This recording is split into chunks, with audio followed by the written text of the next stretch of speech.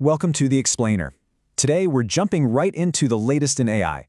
We're going to talk about some huge product updates that are making AI way more personal. Then we'll get into the human drama behind the code. And finally, a new study that shows these models have a startling new skill, the power to persuade. So check this out. You know things are getting real when the CEO of a trillion-dollar company starts doing his own customer support on social media. The other day, Stripe's co-founder just kind of casually asked on X if Google Calendar could add a duplicate event button. And yesterday, who replies? Sundar Pichai, Google's CEO, basically saying, "Yep, done." Now, this isn't just a funny story. It's a huge signal that these big tech companies are trying to feel a lot more personal and responsive. And that whole idea of a personal touch, it's flowing right into the AI models themselves. It's all about personalization right now. AI is starting to move past just giving you one-off answers. It's starting to build a memory, a context about who you are and what you're trying to do. And a perfect example of this is from Google. Their Gemini chatbot just got this huge upgrade called Personal Context. The whole point is to give the AI a memory of your chats so it gets better over time. So what does that actually mean? What is it remembering? Well, it remembers things like your chat history, your preferences, and stuff you've talked about before, so you don't have to constantly repeat yourself. You can even give it rules to follow, like, hey, always use bullet points for long answers, or I like my responses short and sweet.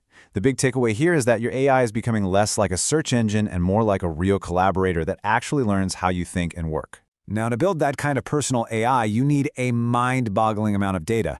And speaking of scale, let's talk about Meta. You know their ex-competitor, Threads. It just blew past a massive milestone, 400 million monthly active users. But trust me, this is about way more than just user numbers. This is where you really see the chess game happening in the AI race. This isn't just about selling ads.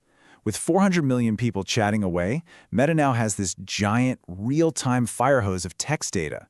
Remember how everyone said X's data was the secret sauce for training Elon Musk's Grok AI? Well, Meta is building its own goldmine of data here, and it's going to be a huge advantage for training their own llama models.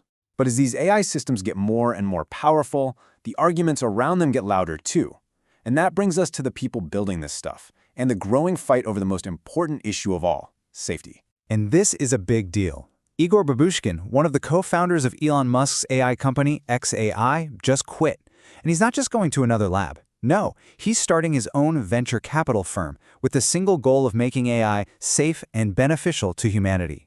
This is all happening right as xAI's own chatbot, Grok, is getting heat for everything from weird political rants to making inappropriate images.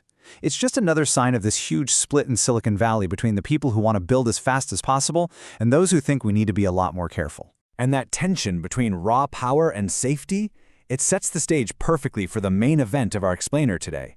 We've seen that AI can remember things about you, but a brand new study is asking a much deeper and honestly, a much more unsettling question. I mean, it's one thing for an AI to remember you like your coffee black. It's a whole other ballgame for it to be able to actually change what you believe about the world. Researchers at the UK's AI Security Institute decided to find out if it was possible, and yeah, the results are pretty stunning. What the study found is pretty wild. It turns out that today's top AI models can, in fact, change people's political opinions. And they can do it fast. We're talking less than 10 minutes of conversation just by using some pretty common persuasion techniques. And they have the numbers to prove it. The researchers found that OpenAI's GPT-4o was 41% more persuasive than just reading the exact same arguments in a static text message. That conversational back-and-forth nature makes a huge, huge difference. But wait, there's more. It gets even more effective. When the researchers gave the chatbot some basic info about a user, like their age, gender, or political leanings, and told them to tailor their arguments, their persuasiveness jumped by another 5%.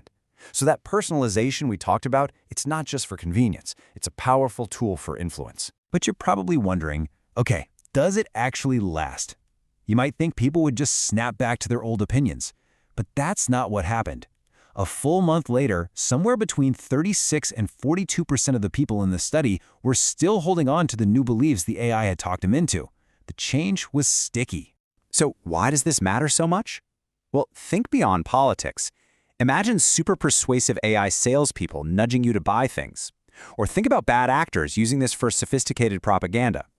The researchers are warning that it's actually pretty easy for someone to take a standard, off-the-shelf AI model and, with some basic training, turn it into a persuasion machine.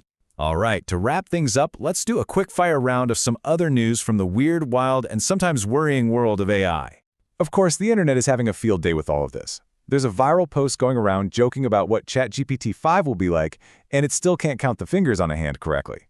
It's kind of the perfect summary of the gap between the insane hype and the sometimes clunky reality. But then you get a warning like this, on a much more serious note. Prominent computer scientist Francois Cholet is calling generative AI an informational pollutant. He's coined this term digital acid rain to describe this flood of low-quality AI-generated junk that's just making it harder and harder to find the truth online. On the other hand, there's some really cool stuff for creators. There's a new open-source app that lets you build entire websites and apps with just a single prompt. Pretty amazing. And for anyone who's a coder, you'll feel this one. A developer shared that they asked ChatGPT to find bugs in their code. But instead of fixing it, the AI just completely roasted them for writing bad code in the first place. A serious sick burn from our future AI overlords. And just a few quick headlines to finish us off. Reuters is reporting the U.S. is secretly keeping tabs on AI chip shipments to China. Related to that, a Chinese AI startup called DeepSeek is apparently delaying its next big model because they're having trouble with their local chips. And the money keeps pouring in. $35 million just went to an AI search company and $40 million to a firm putting AI into manufacturing. And that brings us to our final thought for today. We've seen how AI is learning to remember us, to personalize itself for us, and even to persuade us. It connects everything, from Gemini's new memory to that startling study.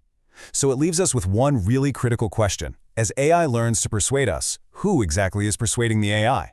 Who's writing the rules, setting the goals, and ultimately shaping that digital acid rain of information we're all about to live in?